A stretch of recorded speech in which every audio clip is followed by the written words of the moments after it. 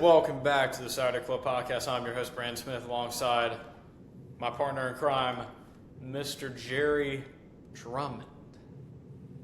Jerry, Thank you for having me. Yeah, of course, man. My podcast, my rules, you know how it is. So, yeah. How's your day been today, bro? Dude, it's been good. Thanks for asking. Excited I guess I have to ask how your day was. Huh?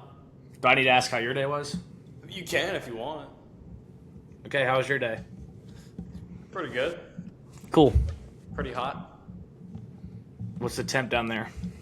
It got up to like a good, it said felt like 102. Rookie numbers. Gotta get the numbers up. Child's play, let me guess, Texas 123. It's been like in the hundreds for like the last month. Gosh. But you grew up there, so it like. Oh no, I'm like a pig in mud, dude. I'm used to this. Yeah, I was about to say, I don't want to hear you complain because you're used to Oh, it. I never complain, bro. Yeah, okay. Anyways, we got ball to talk, bro. Thank God. Doing dude. a part 2 of the SEC. We're going to talk about the Contenders, bro. Yeah, I'm hyped. I mean, this conference, there's so much debate now about is the SEC still the best conference now that the Big Ten has won, 3 national championships in a row, and it looks like Oregon is next in line potentially. And I still think top to bottom, this is the best conference. I think the Big Ten's top 3 are better than the SEC's top 3, but I mean, you look up and down this conference. I mean, there's about 6 teams you could make a what's the word? I mean, you could easily give a reason why they could win the league. Before we dive in, I know you wanted to get something off your chest. Oh, do you want to talk AP poll first? We can talk AP poll first. I gotta pull it up. I honestly don't really care about the Can we AP. share screen? Can we share the screen? I don't know. Let me. The only thing is, it may. I'm just gonna read it out. Let me see if I can. Stand by. Keep talking. Okay, I'm gonna try this real quick. Hold on, I got it. You're sharing it? Yep.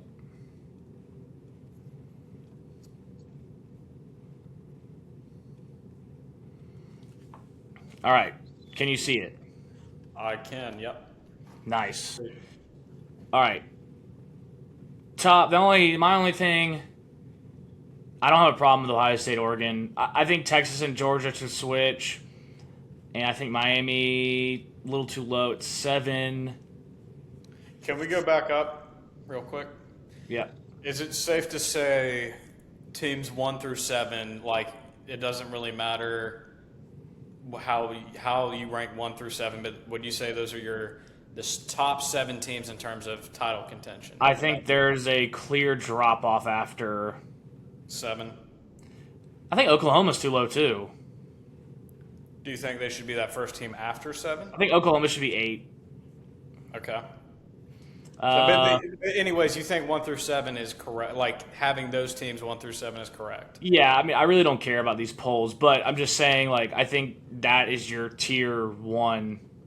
Like, these 7 teams are the clear cut, like, best in the sport, in my opinion. And then, so in terms of, so do we feel like there's how would you, for 8 to 14, what would you... Do we think there's a drop off? What do we think about this group right here? I think it's reasonable. I think A&M, with Reed. I think Ole Miss is still better than A&M. I think Oklahoma's better than A&M. We still don't know a whole lot about LSU. Tech scares me a little bit at 12 just because, I think Will Hammond's good. There's so much to replace on that defensive front. I've been very low in Alabama this offseason, and BYU's just steadily at 14. I think BYU's fine. And then, I agree with all that, I think. I just think once you get to this, like, I think voters take their time on the first 7, and like this is just a hodgepodge of teams. Yeah, Like, after 14, it's just like you're this is kind why I of. just don't really care. Like, and everyone, do you care if I exit out on this? No, you're good. I just don't really. I'm just not. I don't care about polls. I don't care about. Like, I just don't. Even when the playoff rankings come out in November, I don't really care. I'm just like, all right, cool. Like, the sport now is supposed to matter if you have a number next to your name. Like, casuals, if they don't have a number next to their name, they're not gonna watch. Like, all right, cool. I'm still watching unranked games. We're still watching games in week 0. Like, it's never really. It used to matter with the 14, but with the 12, it's like I don't know. It doesn't really do it for me. Yeah, I mean, it's cool to have it up there just to see, like, have the rankings up there, but outside of that, they're so meaningless. It doesn't really matter, but it is what it is. It's tradition, whatever. It's cool. I just we don't know what half these teams like. We could say we prep and we read these magazines, but you don't know what these teams are going to look like until the ball's kicked off. Yeah, I mean, I feel like after, like, the top 12 or 14, it kind of just crapshoot after that. But, Exactly. enough of the AP poll. I like the JP poll better. True. Those are ratings, not rankings. Right. And I know he never explains that, but you have to explain it. Yeah. That's probably my least favorite segment he does, and I think he does a really good job. Yeah, I'm not the outside biggest of that, but so let's get into what I want to talk about next. I had it pulled up. I don't know if you want to pull it up. The Florida uniform schedule. All right, yeah. Let me. I'm gonna take a seat back on this, and because I know someone in this group has a lot to say about this. So, Okay, this is gonna be. Can you see it? yes. All right. I'm very traditional when it comes to uniforms. Like, being a Clemson fan my entire life, like, I knew we were gonna wear all the time. So I'm very traditional. Like, in our dynasty, I don't wear colored pants unless it's a big game. It's a weird tick that I have. I don't know why. It makes me cringe when teams do stuff like this, because when you wear a colored pant, I just think it should mean something. And that sounds so stupid, but that's just how I operate. And, like, I don't like having a uniform schedule. Like, I just think for Florida, when you wear the blue pants, it should mean something. But then you go and you're gonna wear all white against Florida State. Like, I don't know. Maybe I'm just stupid. I just don't like planned uniforms. Like, I think when you wear colored pants, it should matter. That's just me, though. No, this has got to be the only. They got to be the only team that have posted, like, their. I've only seen NFL teams do this. I've never seen a college team do this. I don't think I've ever seen a team in college post their entire uniforms for the entire year. Like, I know sometimes Oregon will do, like, they'll drop, like, a uniform. They're gonna wear a special uniform. Yeah. Later in the season, but they don't show the whole schedule before the year. And they do the most uniforms in college football, so it's kind of weird. I don't really like it. I think they asked John Summerall about it, and he was like, I don't care what the heck we wear. So, I mean, I guess not a high priority on the coaching staff's list, but just kind of weird. I don't know. Hopefully this is not a trend, because I don't know. I don't like that. I don't know. I know in our dynasty, like, you would wear colored pants all the time. Like, it doesn't really matter. Like, I'm just saying, like, growing up when Clemson would wear orange pants, it was a big deal. So, like, for me, seeing another team wear colored pants, I'm like, oh, it must be a big game. Yeah, I mean, who outside of Clemson do we know of any other teams that do that have that? I know Tennessee does it, but I think that's Clemson's like for my knowledge, Clemson's the only team that'll do that. Yeah, I was trying to think of anything off the top of my head. I don't know. I mean, Alabama's got 2 uniform combinations, so Well, it's it's like kind of hard for them I to. think Florida has good uniforms, but they're like overdoing. Like they have a blue helmet now. They have a white. I mean, they have 3 helmets now. And then they have some new like retro unis or Yeah, the something. retro ones look cool.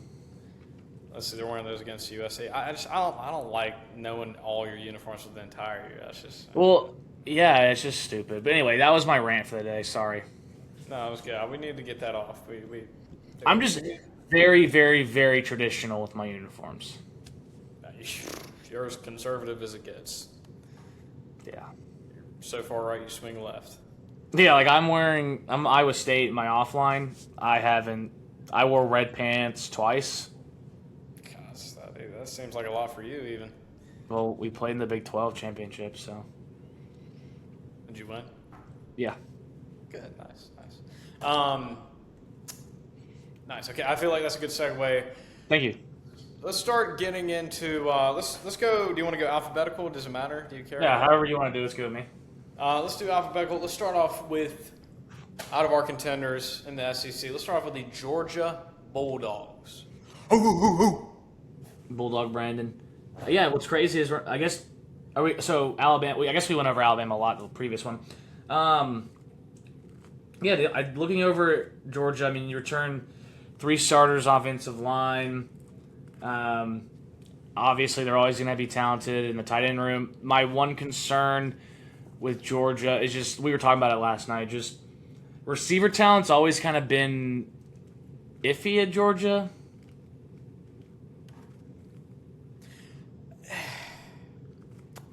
I want to be careful how I phrase it. Like the way Kirby. I mean, we talked about. Kirby doesn't. The focal point of the offense isn't the receivers. It's always been the run game, using the tight ends in the passing and run game. Like that's just how they want to be physical, smash mouth. I get that, but in terms of talent wise, this receiver room is. Last year wasn't great, but you had a guy like Zach Branch who could just electric, could do the screen game really nicely for them, opened up some just different things offensively that Bobo could do. I just don't know who that they don't have a true number one. Like I'm not like Isaiah Canyon's a solid player, but like this is probably the least talented team or receiver room they've had in a long time since Kirby's been there. Like I don't think that's a crazy thing to say. I mean, yeah, I just think when I think explosive Georgia offenses, you think Sonny Michel, Nick Chubb, like NFL running backs, and then obviously tight ends that are. Yeah. No. On the other hand, their tight end room it's got to be the deepest in college football. I mean, you have Lawson Lucky back. You have multiple 4- and 5-star guys: Ellis Williams, Jaden Riddell. Like the talent's there. Like, I mean, they're gonna. This is another team where the offensive line is gonna be great. Tight end room is going to be great, and they got 2 really good backs. Like, they're just going to smash you. I will say, I do respect it from Kirby. I think you see a lot of teams overspend at receiver in the portal, and he's just like, when have we ever won with, ultra-talented receivers? Like, you can get some good value receivers, and it's not like you have a Trevor Lawrence back there where you're trying to maximize his window. I mean, you have Gunnar Stockton, who I think's really good, but Gunnar Stockton's his best ability is just like his competitive nature and grittiness. Like he's not a guy that's going to go throw for 300 yards and win you a game. He's going to make timely throws, extend plays on 3rd down, and then he's a game manager. And I'm not trying to be rude. I just think he's elite at what he needs to do. Yeah, no, 100%. He knows that system back and forth. Like I feel like he fits what Kirby wants to do. He's kind of, I don't want to say he's like Stetson or anything like that, but like he's just a gamer. Like he knows how to run that offense. He's like he said, he's tough and gritty. Like he's just a perfect distributing point guard. Like he does what needs to be done. I mean, I think, is this offense good enough to get them into the playoffs and potentially make a run at a natty? Yeah. Like, does this offense give me a whole lot of hope if they're going up against? I I don't know. Like I don't know. I think it's out of the contenders. Maybe not even in the SEC, but I'm just saying, like, the very tip-top teams in the country, like, this offense doesn't, doesn't give me that confidence. Like, I do think their run game's going to be nasty, but, like, I don't know. Like, and maybe they don't need to have some crazy explosive offense, but, like, that's just my only worry is, like, they go up against some of these top-tier teams in the playoffs. I don't want to be that guy that talks about the playoffs. I'm just saying, like, that could be a little Achilles heel that they have, maybe. Having to win a shootout. No, I agree. I mean, and if I'm wrong, then let me know. But no, I mean, I think you brought up a good point. When you look at the first 7 teams we talked about, Ohio State has a first-round quarterback. Dante Moore has a first-round quarterback. Notre Dame has a first-round quarterback. Texas has a first-round quarterback. Indiana has an NFL quarterback, and then Darian Mintz is a for potential like that quarterback. So Indiana and Georgia are the only 2 teams that you have. Like, I mean, I think Hoover will play in the NFL. Stockton, I don't know. Like, so yeah, I think that's the main concern with this team. When you look at it offensively, you're gonna have in the playoff. We've seen, Ole Miss put some points on them. I don't think Stockton lost them that game, but I'm just saying, like, you have to be able to score in these big time games. I think in league play they should be fine. Let me look at their. Like, I'm just curious, like, if you get a really good defense that can kind of sit on the run a little bit, and you got to ask Gunner and those receivers to make plays, come up big, like, who are you going to? Like, what does that kind of look probably like? just lucky. They're going to find ways to get lucky the ball. But I think Bobo's pretty good. I know Georgia fans don't really like Mike Bobo. For what they want to run, he executes it pretty freaking good. Like, yeah, it's not like Kirby wants to. Kirby has the Saban in him where he wants to win games his way, but he will adapt. I'm just saying, if it's 0-0, first quarter, they're gonna at least try to do it their way, but they can win games in the 30s. But I think ideally they want to win games 24-10, 24-17. Smash mouth football, which I get it. That's his style. Yeah. I mean, I like the offense. I think they're gonna be very. I mean, that rushing attack's gonna be legit. Like, that's a monster. But we'll see. You want to move over to the defensive side? Yeah, it's good defense. I mean, this is gonna be a classic Georgia defense. I love Raylan Wilson. I think what we saw last year was kind of the edge play take a dip. The edge play since those 2022, 23 defenses. Well, I mean, that was otherworldly, granted. But, like, I feel like edge play at Georgia's taken a step down recently. I think you bring Harris and Johnson back at edge. You lost the Auburn transfer, Maris Williams, which sucks. But I think, honestly, they're probably going to rely more on their inside backers to blitz. I mean, they had the most sacks on the team last year, so I think that's going to stay the same. What do you think about Khalil Barnes at nickel? him and KJ Bolden. That'll be a interesting little tandem. Do you think KJ Bolden's the best safety in football? Off the top of my head, he's up there. I think Khalil Barnes is good. I think he's a ball hawk, and usually ball hawks aren't the best in coverage. Like, they're just more. They have, like, the intangibles. Like, I think Khalil Barnes is a good football player, but he's not some ultra rare athlete. Yeah, that's like, fair. I think he plays zone. I think he's really good in zone. But man, when he was in man last year, it was bad. But like, I think he's a good ball. I think he's a good ball player. Do you think he's going to be more in the box? Yeah, that's what I didn't understand. I thought he was really good in the box his freshman year. I guess when Clemson had him and Makuba, which was elite. He's either good in the box, like on a tight end, or he's good playing like a middle third of the field or a half in zone. Like I just, if you get him 15 yards down the field, that's where I think he starts to struggle. He doesn't really have that top end speed. But I think he for Georgia will find a way to play to his strengths. I don't really doubt that. Yeah, I guess the only question about this defense is, again, probably edge play, just like who's going to become that elite premier pass rusher for them.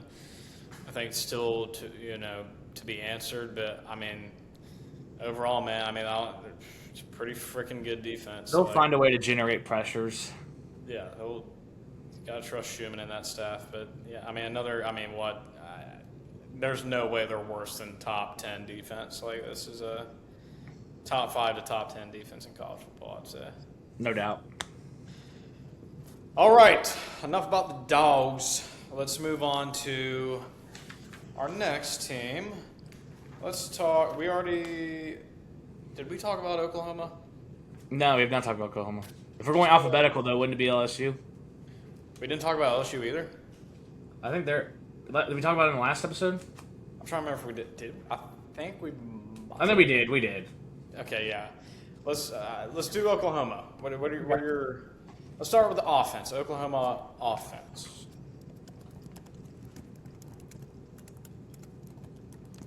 I like Mateer. I don't love Mateer. A lot of people love Mateer. I'm not the biggest Mateer guy. I think Mateer is good.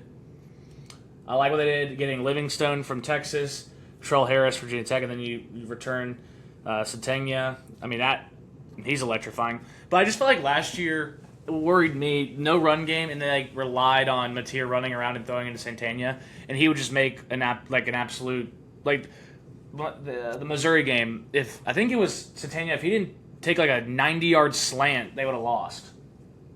I mean, I guess they still would have won. It was 17-6, but like they just relied too much on.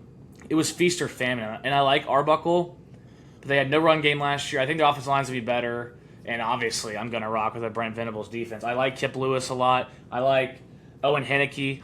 I like him a lot. They get him back. I mean, dude, I like me some Brent Venables, but just looking at offensively,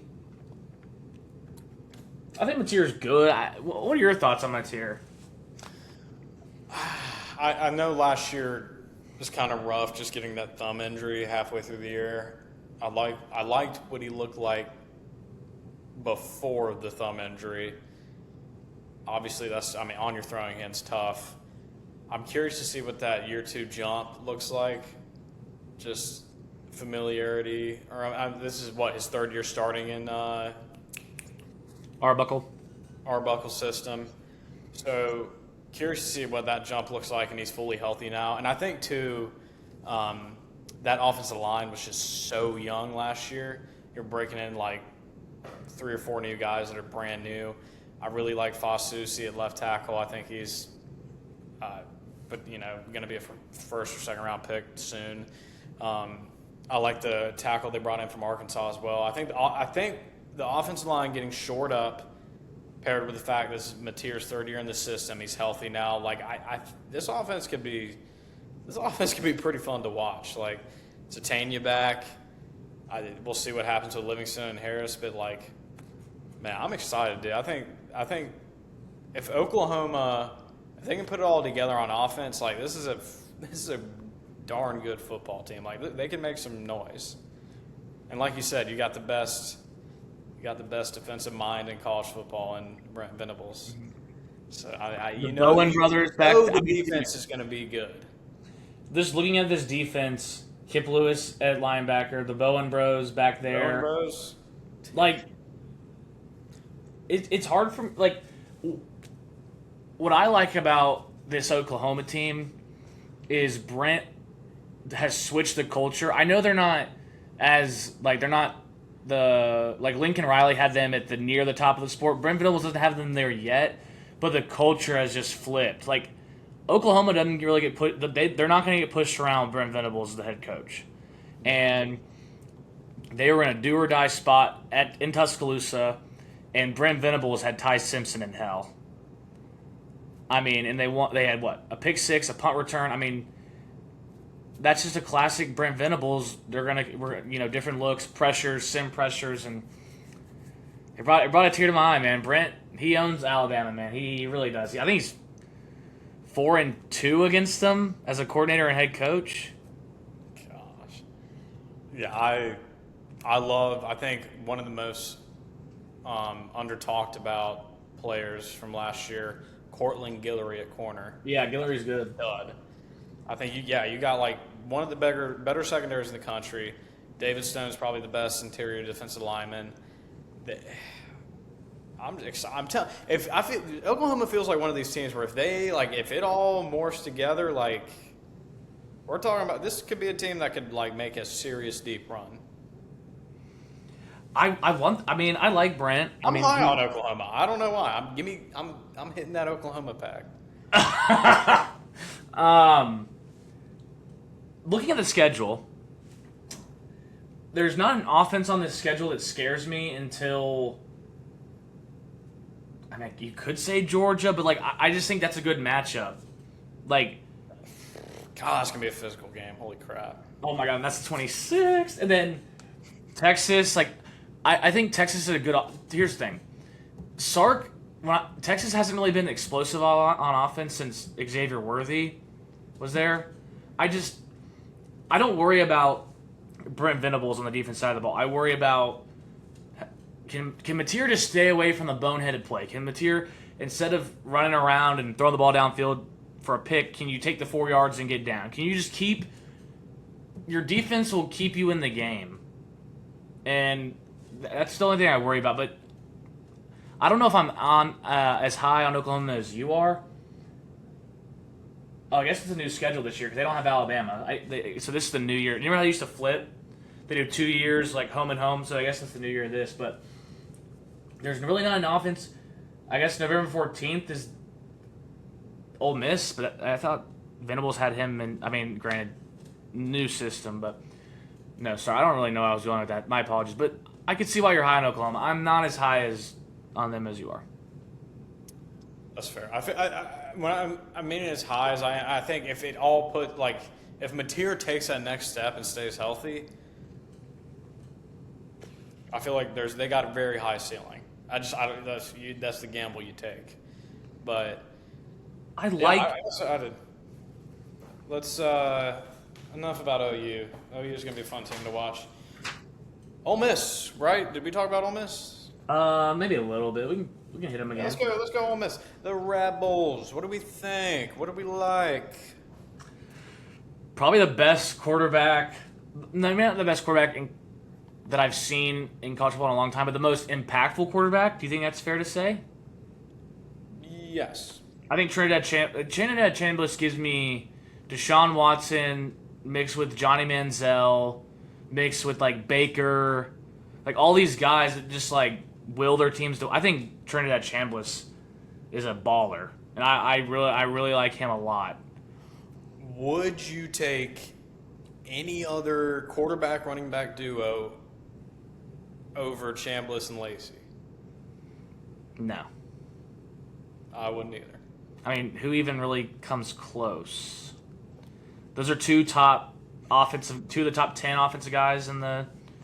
I mean, you could argue that's the best at each position in the country. I would easily give you Trinidad. I think Lacey is a home run guy. I still think Ahmad Hardy is the best running back in the country in Missouri. I'm trying to think of. It's just hard off the top of my head. I mean, it's hard to beat Trinidad and Lacey. Yeah, I don't think. Yeah, I'd probably take them as my number one duo. My worry with this offense is you had two offensive geniuses in Lane Kiffin and Charlie Weiss, and I know Lane Kiffin is a lightning rod for anything, but his ability to adjust in game and just win by any means necessary. Like they were a run first football team this year, and they're bringing in John David Baker from ECU, who runs the same veer and shoot, but I just don't know when you're in the thick of it, when you hit adversity, and you have a first-year OC, and let's just be honest, you have a first-year head coach, I don't know. That scares me a little bit. I do like how he did navigate the playoff pretty well, so, I mean, that's got to give you some Yeah, comfort. I just you had a month basically to prepare for Georgia because they were going to beat Tulane. I'm just saying they also had Charlie Weiss still. Like that's what scares me about. Maybe I'm just thinking too much into this. No, I think it's legit. I mean, this is his first full year as a head coach. I mean, there's going to be growing pains. Every first-year head coach has growing pains. So, yeah, I like that. I mean, obviously it helps a lot. You bring back Chambliss and Lacey. I do like John David Baker calling plays. The only thing I do like their receiver room. I like Jonte Cook. I like bringing back Deuce. Don't know much about Darrell Gill. I haven't really watched the tape on him, but I don't know. I mean, replacing the receivers they had last year, they had some dogs. Freaking Caden Lee, Dejon Stribling was one of the more slept-on receivers. Like he was a dog. I don't think people realize how impactful he was for that offense. And the tight end as well. I can't remember his name, but there's some big-time shoes they got to fill. So I do think that this offense is going to be fun to watch and be explosive. I am curious to see what that receiver room looks like, though. Like how much of a drop-off there is. What I like about Ole Miss, I get Deshaun Watson vibes from not after college. I get Trinidad to me. When Deshaun Watson was quarterback at Clemson, granted he had dudes at receiver, but you look at that first national championship run, it was Hunter Renfrow, Artavis Scott, Sharon Peak, and then Jordan Leggett. Those guys, Deion Kane, Ray, but none of those guys really panned out in the NFL. Hunter Renfrow was probably the best pro. I get the same. I just don't think it matters who plays receiver when you have Trinidad. Especially in that veer and shoot offense, it's basketball on grass. I like that. Would you say he's the most? Well, I mean, I think you already said he's got to be the most impactful player for an offense in the country. I think that's why he just gives me Deshaun Watson vibes, because Deshaun Watson was asked to do so much at Clemson. Gosh, that is actually fantastic. He has to do everything, and he doesn't care. He's up for it. It's just like when I watch him, I'm like, dude, that's Deshaun Watson. That's Johnny Manziel, and that's Baker Mayfield. Maybe it's just the word because he wears number 6. But, he has, all these guys, morphed into one. I'm not saying he's not as good as Deshaun Watson, but, I mean, he's a ball player. I mean, he won them the Georgia game. I mean, there's not a single guy in the country, if I could choose anybody in the country to put on, on Clemson, give me Trinidad Chambliss. He's literally like a shortstop out there playing quarterback. Dude, he's not like a pure. He's an athlete. He's just a football player. Yeah, he's the quintessential football player. He just goes out there and gets. I've been watching Trinidad Chambliss highlights tonight. I might have to go rewatch Ole Miss and Miami and Ole Miss Georgia. That 2-game span was just ridiculous. I can't believe. I don't know. He's got me butterflies in my stomach, dude. I love me some Trinidad. Defensively, I do like that I think Will Eccles is one of the better interior defenders in college football. I like what they brought in the portal. Micah Borio, Luke Farrelly. Luke Farrelly, and Blake Purchase. They got some depth on the defense. I think this the secondary is basically brand new. I like Jonel Aguero, who was a starter for Georgia. Jalen Crawford, who was another SEC starter. I think the secondary it's going to be better than last year's. Ole Miss's secondary last year was not great, in my opinion. So, I think this is an upgrade. I think front seven's low-key an upgrade. I think I like Farrelly better than Dotery. So I like this defense. We know Golding. We know Golding's going to get them right. I think they complement what they were trying to do offensively. So, yeah, what are your thoughts? Yeah, no, I like Perkins at linebacker. Edwin Joseph of Florida State was decent last year. I trust Pete Golding to put out a. I mean, with this offense, you just got to hold teams to under 30, and I think you could win 10 games. Yeah, that's. Do we think? Gosh, I don't want to get too ahead of myself. Do you think Ole Miss is in that top group of teams that you think could play in Atlanta? Would you have them in that top group? No, let me see. You have them in the next tier below. I think they're right at the below. I think with Trinidad, yes, but again, I did just go on like a 5-minute rant about how Trinidad, but I just think Ole Miss is one of those teams. Well, now it's kind of a penalty to play in the conference championship, right? So I think Ole Miss benefits from not being in that first weekend of December. But I don't know. Right now, to me, it's Georgia, Texas, and then I think it's Ole Miss. Gotcha. Ole Miss's schedule. What kind of? I'm really excited for that Louisville game. Louisville, yeah, that's actually, gosh, that's a banger week 1. That LSU game, I know everyone's going to talk about that. That's going to be fun. At Florida, they got at Texas, Georgia at home. I mean, they do have a tough schedule. I mean, you can say that about every SEC team, but yeah, we'll see. I feel like they'll go as far as Trinidad takes them. So we'll see. But, enough about the Revs. Let's go out west a little. Let's go to the great state of Texas. Let's go to Austin. Let's visit Austin. Great city. You've been there a couple times. I have. You remember it? Yeah. Yes. What do we think about? So I know everybody hyped up Arch. Arch had the November to remember. We just balled out. Do we think he carries that momentum into this upcoming season? I mean, I like Arch. I like what they did around him. I think they went all in this year knowing this is probably, I mean, he's probably gone, but they've hinted he's going to stay. I don't know. Arch just has to be, he just has to play within the system. Sark is going to put you in the right spot.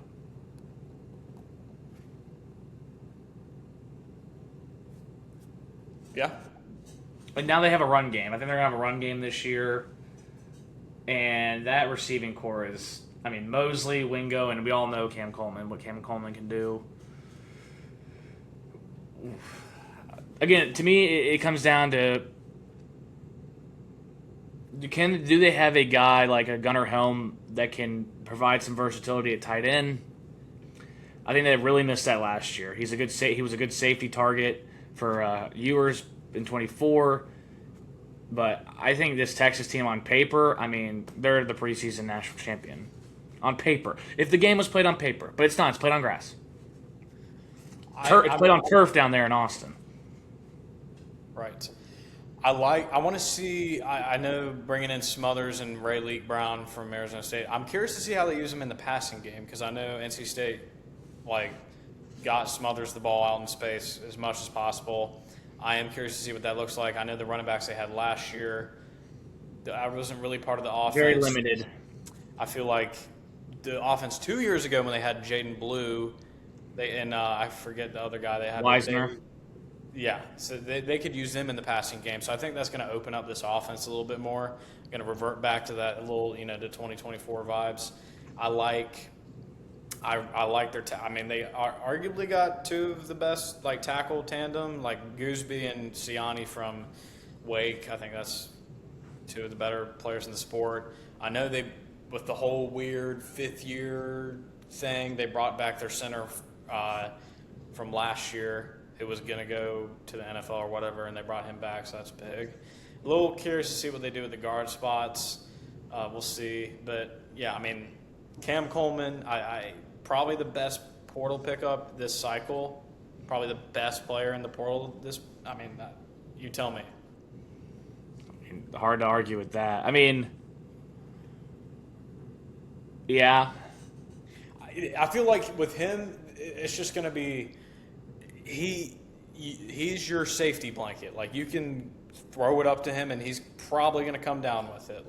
I feel like this adding him into the offense just opens up things passing wise. Like Wingo doesn't have to be so relied on as a wide receiver one. He can kind of fill that receiver two vibe. And I don't know, man. I just this offense, this can be dangerous, bro. Like I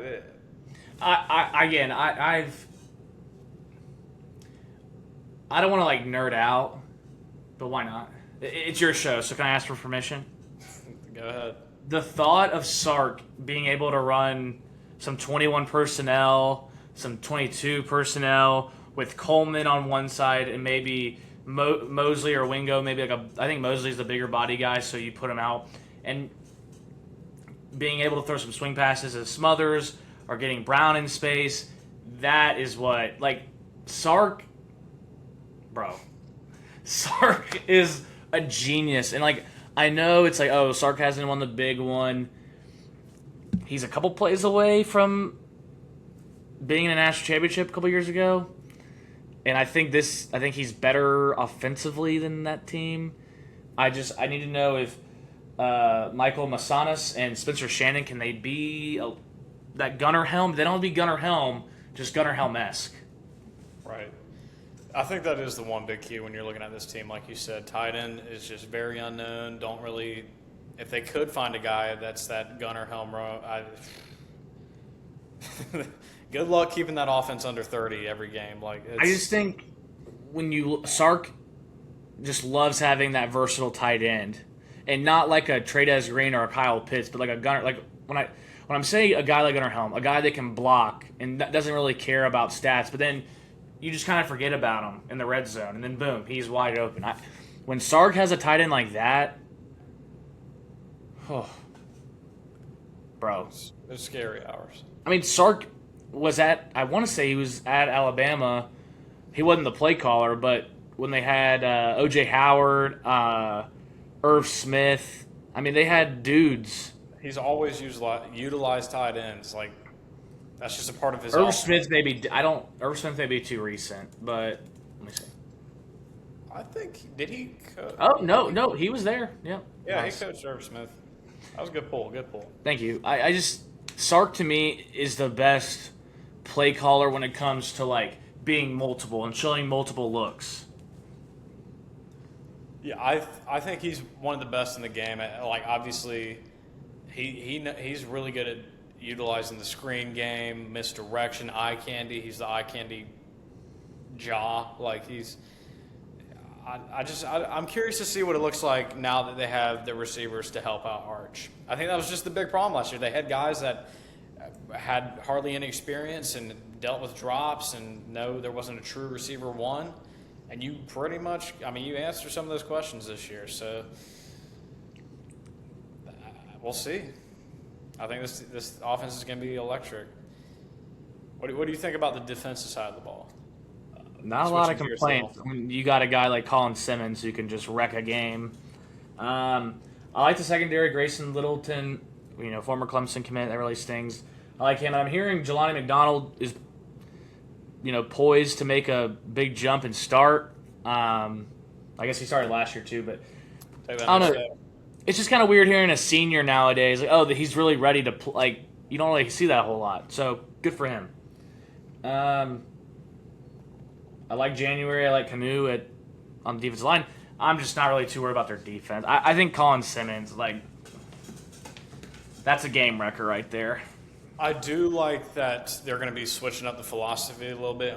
But the thing with with Muschamp, yeah, Katowski, I think that's how you say it. Yeah, he just the way they played defense, they just played so far off, and they made you, obviously they're just trying not to give up the big play, but they gave up so many yards underneath, and I feel like they could play more aggressive. Like, they don't have to play so far off. Like, I get it if you're a team that doesn't have the athletes and you want to keep everything in front of you and just make teams just efficiently drive down the field and whatnot. Sure, I get that. But, you have guys that Texas does, play a little more aggressive. Come on now. I do like the hire of Muschamp. Like you said, Colin Simmons arguably is one of the best players in the country. I do like they got depth everywhere. Bring in Rasheem Biles from Pitt, who I think's going to be a super fun player for them. Can use him in the blitz packaging and whatnot. Just a freaky athlete.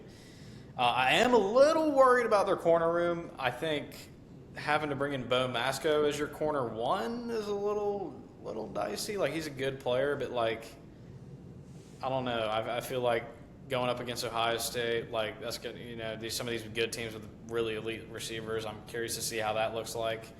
I do like Littleton, like you said, but I think that's the only thing that I have a question about is their outside corners, just the overall top end talent there. But outside of that, man, I mean, this team's they got all the pieces. It's a fun place to go watch a game. Might have to make a little stop out there. It's excluding Clemson, excluding TCU games. Those are the two teams I've seen Clemson 90 times. TCU probably in the 12 to 14 range, but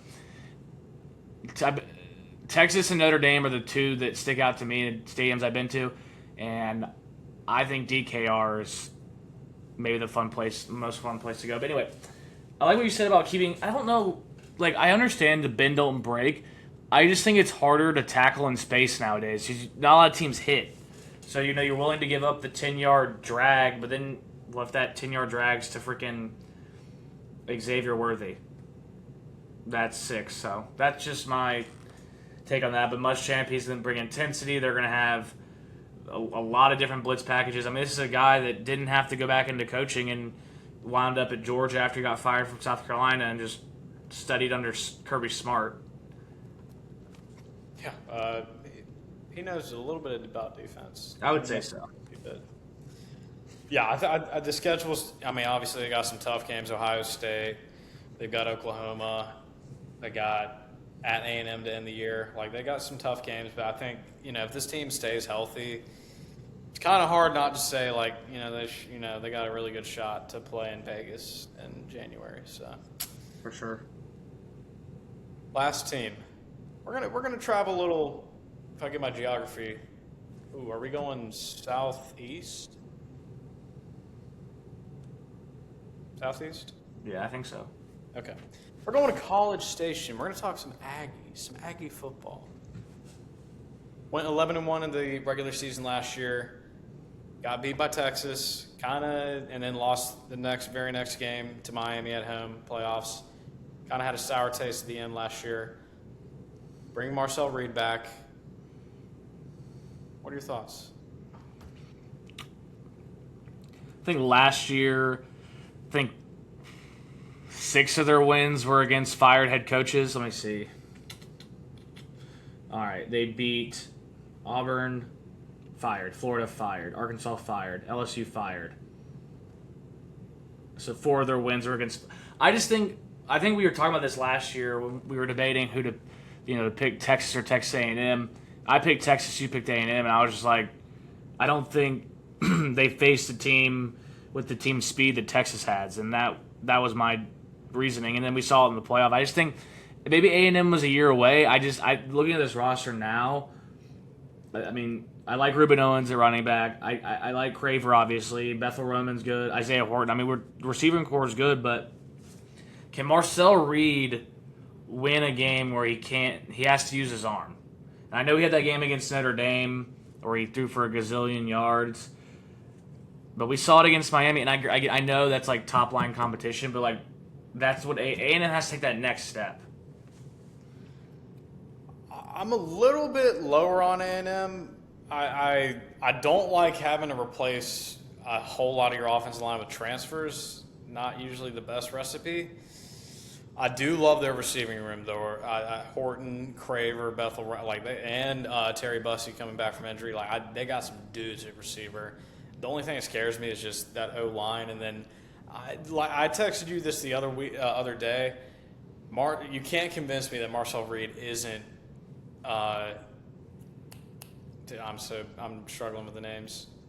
The Penn State quarterback that was there for 8 years. Sean Clifford. You can't convince me that he isn't A&M's version of Sean Clifford. Like, they're going through this transition. Like, they're trying to take that next step as a program, but like he has such a hard ceiling. Obviously, I think we texted like we're not saying playing style. I want the viewers to know that the 20 people that watch this. No. Marcel Reed is probably the best athlete in the country at quarterback. Yeah, I'd say, but you kind of know what you're getting with him, so I that's a good comp. I just worry, man. Like you got to go. They were lucky they beat South Carolina. I mean, if you flip, I don't know. I just think Reed, like you said, that's a hard ceiling where I like his legs. Like he can run, he can move, but that can win you. That doesn't really win you games against these higher edge. Like I don't want to bring it back to Deshaun Watson, but like that's like your ideal dual threat quarterback, where a guy that's not looking to run, but he can. For me, Reed, it's like 1-2, I'm out. Like it's just when you face the higher level teams with the athletes that these higher level teams do, you're not gonna be able to do that. I thought obviously he's gonna get his. He's gonna get those 10-yard scrambles, those 15-yard scrambles. But if you make them execute in the tight area of the fields of the red zone, can Reed find those hard? Can he make those hard throws? I gotta see it. I we'll see if he makes that next step this year. That's kind of the biggest question mark. And with a new OC. Do we know who the new OC is? It's the receivers coach, Holman Wiggins. Holman Wiggins or whatever. Yeah. Kind of an interesting hire. Colin Klein and Marcel Reed was a match made in heaven. Yeah, that was actually. Gosh, that was literally the same. Not the same player, but same vibe. Defensively, I do. Anto Saka from Northwestern, I feel like is a good pickup. I like their defense. I think they got some good players in the secondary. Des Brooks at corner. I don't know. I don't want to say they were like a fraud last year, but like that schedule was. That's what I was hinting at. I thought they were a fraud. Pretty favorable last year, and I mean, if we're gonna take a glance at it real quick, we got at LSU, at Bama. I mean, Tennessee at home, at Oklahoma, Texas. So I mean, definitely a harder schedule this year. I don't know. I'm just not as high on A&M. I don't know about you. Do we know their team total over under? Stand by. Usually we have Chris on this. He's pretty good. Yes, I feel like he's the man when it comes to this. 8.5. Ooh. I'm going under. I think 8 and 4. I could see LSU, Bama, Oklahoma, Texas, Tennessee, Arizona State too. Like, gosh, that's at home. That's a sneaky good week 2 game. I like that. And then I'm gonna go under as well. I don't. Marcel Reed doesn't do it for me.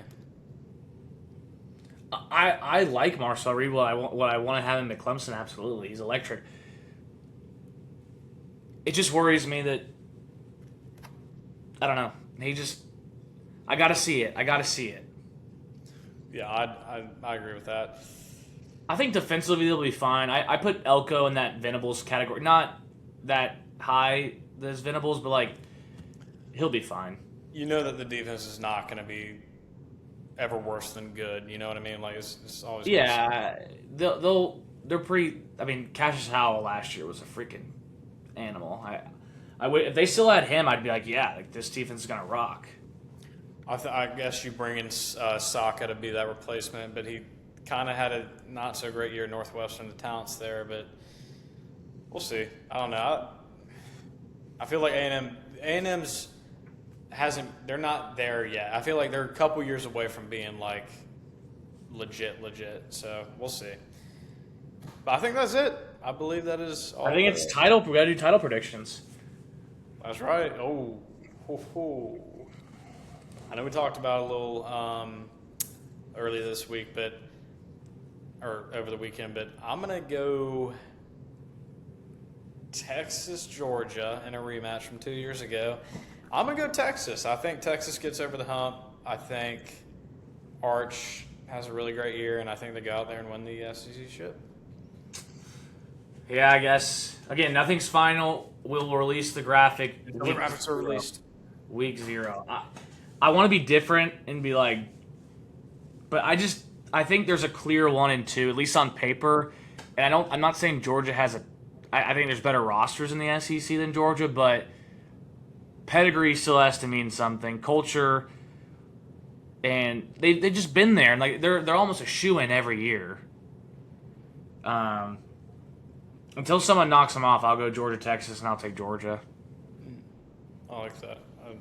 I think that, like you said, those are the 2 best teams in the conference. I think we're destined to see them play again in Atlanta. That'll be a fun one. But yeah, man, SEC, it just means more, dude. It's going to be fun. They play real football down there, man. Like ACC, Big Ten, that's not real football. No, it's FCS level. So. Oh, it's worse than that. God, I don't even know how people watch that kind of ball. It's disgusting. It's disgusting, bro. So, you're a sicko if you watch that crap. Yeah. All right, y'all. Well, I think that about does it. Thank y'all for tuning in. We're gonna drop the Big Ten episode, hopefully, either sometime end of this week or next. But stay tuned for that. Jerry, hopefully you have a great night. Get some rest. Thank you as well. Thank you, bro. Thank you, bro. Yes. Thank y'all for tuning in.